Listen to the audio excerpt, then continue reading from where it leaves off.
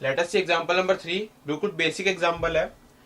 Hydrogen atom की बात की गई है यहाँ पे। हाइड्रोजन एटम में n equals to one, n equals to one मतलब ग्राउंड स्टेट, ग्राउंड स्टेट कहें या फिर n इक्वल्स टू वन कहें, या फिर हम कहें कि अगर कुछ भी स्टेट की बात की ना की जाए तो दैट वुड भी मतलब कि हम ग्राउंड स्टेट पे है, एक्साइटेड नहीं हुआ हुआ है। एक्साइटेशन क्या होता है वो बाद में देखेंगे। अभी सिंपल एक हाइड्रोजन एटम की बात की जा रही है, तो हाइड्रोजन एटम मतलब इलेक्ट्रॉन कौन से शेल में है, n इक्वल्स टू वन में, के शेल में। उसमें एनर्जी कितनी है, -30.6 eV, ये गिवन है। We have to calculate potential energy for n equals to 4, मतलब 4 शेल के लिए पोटेंशियल एनर्जी बतानी है। कैसे करेंगे, देखो एक चीज तो ये है कि ये जो पार्ट दिया हुआ है इसका कोई यूज नहीं है। इसका यूज क्यों नहीं है देख लेते हैं। टोटल एनर्जी का हमारे पास फॉर्मूला क्या था, -13.6 Z²/n², ये फॉर्मूला था। अब इसमें z की value 1 because it is for hydrogen, n की वैल्यू 1, इस केस की बात कर रहा हूं मैं। क्या बन जाएगा ये, -13.6 eV डायरेक्टली बन जाएगा। मतलब जो हमारा फॉर्मूला था वो करेक्ट था, क्वेश्चन में ही वही दिया हुआ है, मतलब हम वो फॉर्मूला यूज कर सकते हैं, सिर्फ इसका इतना यूज है ज्यादा से ज्यादा। अच्छा, अब पोटेंशियल एनर्जी की बात की जाए तो potential energy for n equal to 4 निकालना है। कैसे करेंगे, मैं तो टोटल एनर्जी निकाल के बताओ कितनी आ रही है। इट वुड बी -13.6, z तो वही 1 रहेगा, n 4 है मतलब यहाँ पे हो जाएगा 16, इट वुड बिकम -0.85 eV, इतनी एनर्जी आ जाएगी इसमें। उसकी टोटल एनर्जी इतनी हो जाएगी। लेकिन हमारे पास एक रिलेशन था, क्योंकि पोटेंशियल एनर्जी निकालनी है ना, तो टोटल एनर्जी और पोटेंशियल एनर्जी में हमारे पास एक रिलेशन था। क्या था, total energy is half of potential energy, simple सा रिलेशन था। मतलब potential energy is double of total energy. What is potential energy here, potential energy आ जाएगी 2 into total energy. Total energy कितनी है निकाली हुई, 0.85 -0.85, तो 2 इंटू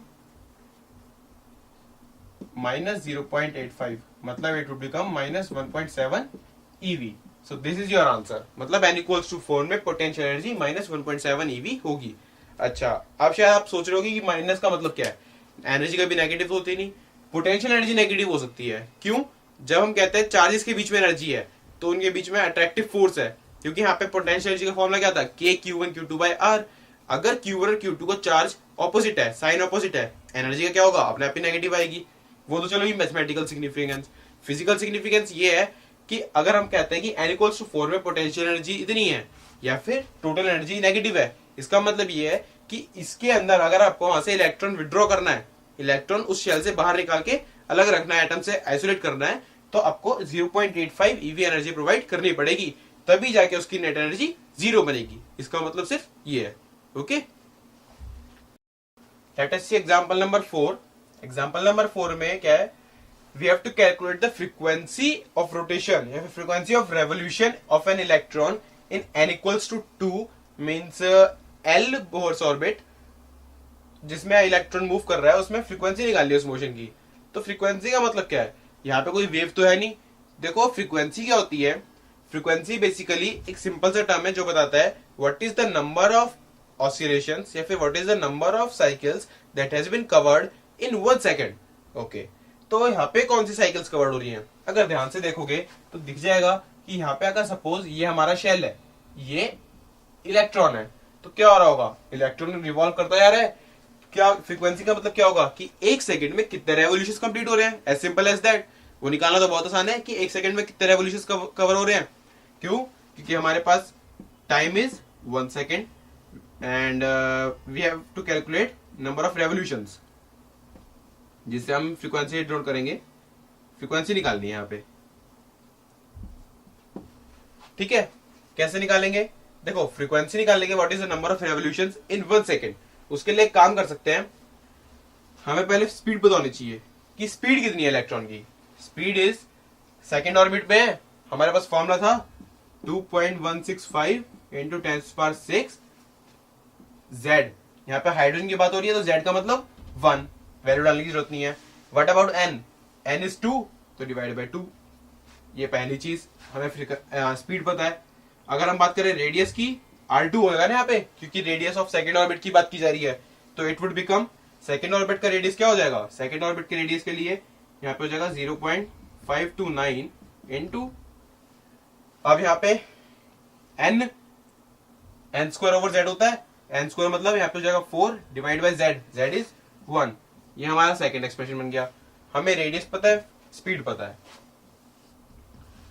अब डिस्टेंस कवर्ड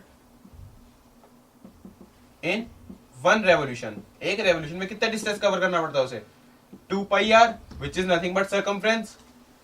ठीक है, अच्छा इसी तरह से हमें ये पता है कि एक सेकंड में कितना डिस्टेंस कवर करना पड़ता है, हमें स्पीड भी पता है। तो हम क्या कर सकते हैं, टाइम निकाल सकते हैं। टाइम फॉर 1 रेवोल्यूशन, एक रेवोल्यूशन में कितना टाइम लग रहा है। टाइम का फॉर्मूला क्या होता है, we know speed is distance over time, तो टाइम के लिए क्या हो जाएगा, distance over speed, distance is 2 pi r2 divided by speed which is v। ये आ गया टाइम फॉर 1 रेवोल्यूशन। हमें चाहिए क्या, हमें चाहिए फ्रीक्वेंसी। हमें ये भी पता है frequency is reciprocal of time period, ये टाइम पीरियड है, इसका रेसिप्रोकल करना है, मतलब फ्रीक्वेंसी क्या हो जाएगी, frequency would be reciprocal of time period which is v by 2 pi r2। अब इसमें वैल्यूज डाल के सॉल्व करोगे, you will get the value of the frequency which is the number of revolutions covered in 1 second. Okay.